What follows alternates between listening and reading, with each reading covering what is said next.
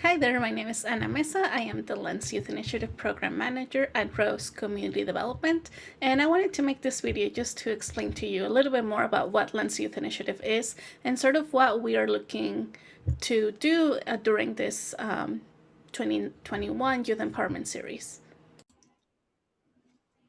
So the Lens Youth Initiative normally does a training April and May about environmental justice, social justice, leadership skills. We do a lot of group building activities. We sometimes have an overnight retreat with a ropes course. But as you guys know, with the pandemic, everything has been shut down. We can't really do things in person or with large groups. And so what we're looking to do this year is to work with a lot of our different partners to provide the trainings to have it be a mix of virtual and in person. So the trainings in person will be happening in May. All the trainings this year will happen in May. So we're looking at every Saturday of May consecutively. And basically, each partner will be doing a lot of different workshops around different topics. Um, I'm gonna kind of leave dates a little bit vague just because we are still figuring out the details. Things are changing all the time, and there's talks about schools maybe opening in April. I know that you guys have been facing a lot of uncertainty and a lot of challenges, with online school and just trying to figure out, what's going on in the world. It's been really chaotic time, and we know and understand that there's just a lot of things happening. So I wanted to make this video instead of like sending you sorry make this video instead of sending you a long email explaining everything to you, because I know it's a lot of information. So what we're going to be doing this year, as I mentioned, is do the trainings in person.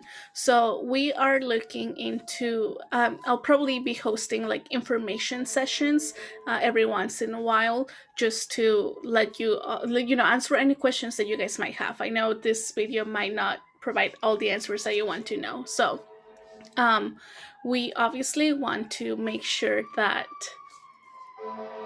everybody's okay. The siren, of course, had to go by while I'm recording. I don't know if you can hear that too much, but um, so we are in the basically end of March already.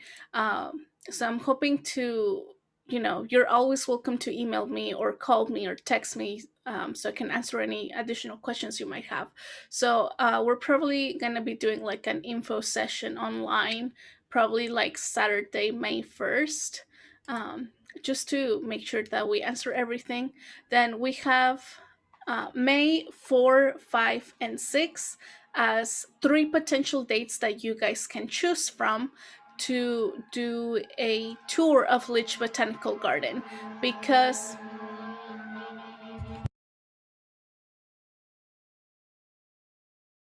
it must be a serious thing.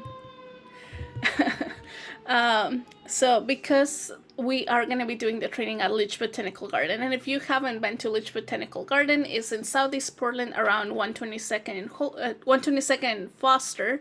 You just kind of keep going a bit, and then the space is huge, and they just actually unveiled some new upgrades that they did the past year, and it's really awesome. I'm really looking forward to being in the space and showing you guys all the really cool things that they have.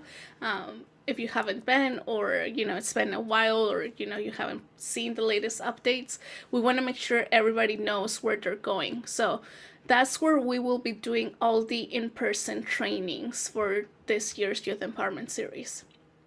And those will be, we're looking at doing it like 10 a.m. to 2 p.m. And as I mentioned, I'm not saying which Saturday specifically, just because between the partners and I, we're still figuring that out.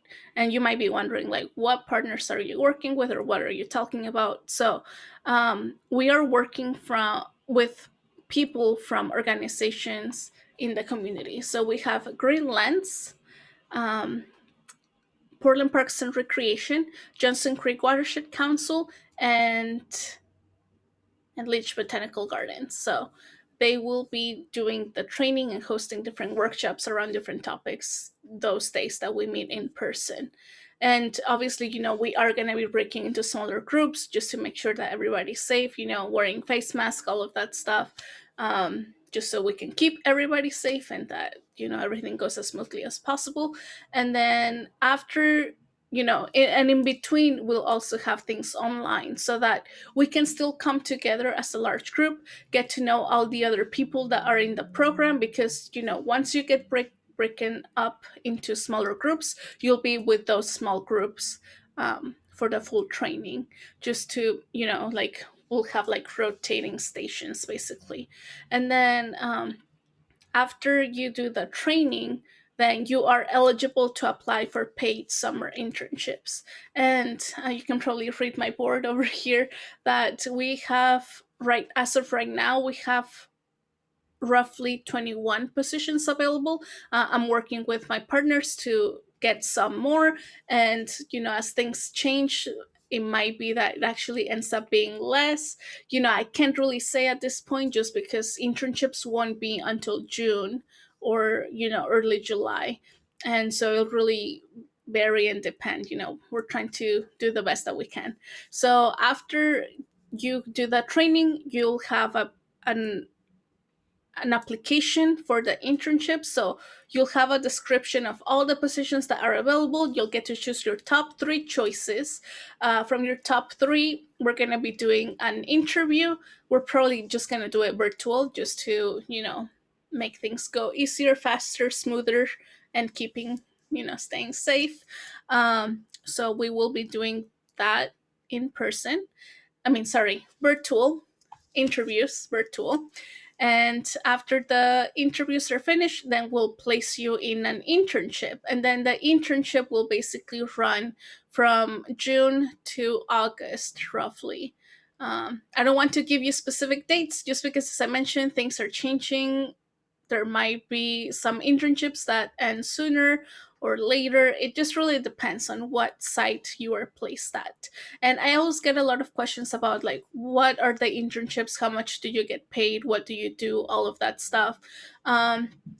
In the past, we've had a lot of different internships in different topics. They're mostly all environmentally focused one way or another. So, for example, we worked with Ford Mobility in the past. They do a lot of electric vehicle stuff. They have a showcase downtown where with a lot of electric vehicles and kind of that information. And then we also have Sanger Farm. They used to host kids camp over the summer. Parks and Recreation does a lot of park maintenance and taking care of all the different natural areas around the area around Portland and Lens. Then we have Litch Botanical Gardens. They also have a lot of different activities for different ages, and just kind of depends, as I mentioned, with like reopening and what we're going to be doing. It's hard to say what we'll actually end up doing this year. Johnson Creek Watershed Council has an annual cleanup every single year where people, volunteers, go and actually clean the creek and get tons of trash out. So just a lot of really different areas. It depends what you are interested in and what you want to do. We want to make it, as cool and as flexible and have as many options as possible. Obviously, as I mentioned, with the pandemic, it's been a little bit difficult. Last year, we managed to still have 13 internships. We also did like video editing, like we had a video team, which you can watch last year's video on our YouTube channel if you want to check it out. Get to hear from the youth that have been through the program before. And yeah, it's been really, really fun, I will say. Not being biased because it's my program, but I think it's fun. So after you complete the internships, as I mentioned, the internships are kind of varied, depends on the site, but it's mostly like it's roughly about 10 to 15 hours a week, depending on the internship. Some internships are more, like the video interns, for example, they worked probably like close to 40 hours, I will say, just because of how much work that took. So it really depends on the project and the organization you're working with. In terms of payment, this is an internship, so we provide stipends instead of saying that you are getting paid per hour. I don't have a number yet, just because that depends on how many internships we end up having and if we can have a partnership with SummerWorks again. SummerWorks is like the local youth workforce development organization in the Portland metro area, and if if we do partner with them, then they do offer like actual payment per hour, and it's usually like minimum wage. um, but in order to do that, you do need to be eligible to work in the US. So you have to be over 16 and you need to have a social security number. So it really just, and then for internships, you just need to fill out a W-9 form. I believe that's right. Um, but obviously, we'll talk more about that as we get closer to the dates. Um, yeah, we have some group activities that we're planning to do. So we did a street painting in 2019, and because of the pandemic, we were not able to repaint it last year. So we're looking into potentially repainting it again this year. Um, you can see some photos on our Facebook page, and I think there's some on our website as well. Can't remember. Yeah, there's just a lot of really cool things. We also have a story yard, which in the past we've done a lot of like nature photography project, and so we kind of did like an outdoor exhibit for that. Yeah, there's just a lot of really cool things that like I want to talk to you in person about. We'll probably do it, through Zoom.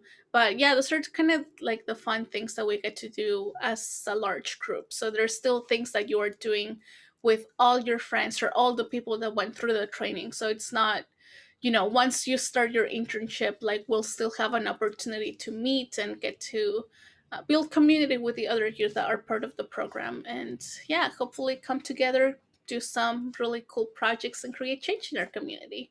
I think that basically covers all of what the program is. If you have any additional questions or things don't make sense, please do reach out to me. Most importantly, if you haven't signed up, how do you sign up? So the link is rosecdc.org/LYI. And that basically will give you the form. I'm going to try to pull it up right now so that you can see it and see what's the stuff you have to fill out, so that you see what I am talking about.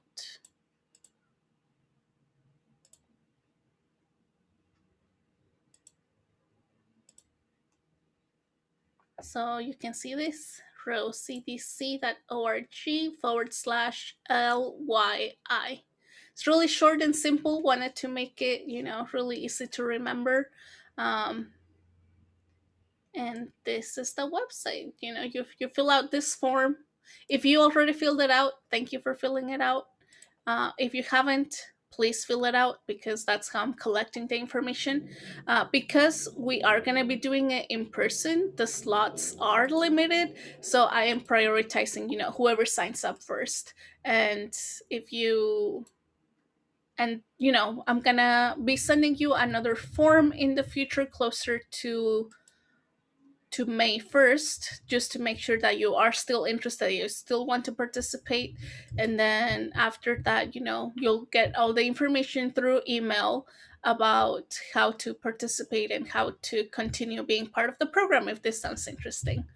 Um, I think that covers everything. As I mentioned, if there's still something that doesn't make sense or that you have more questions, please email me. Or text me, call me. We can talk. I'm more than happy to answer any questions that you have. I think that is everything. Thank you so much for watching, and I look forward to meeting you, and hopefully you get to be part of this program. Thank you once again, and have a nice day.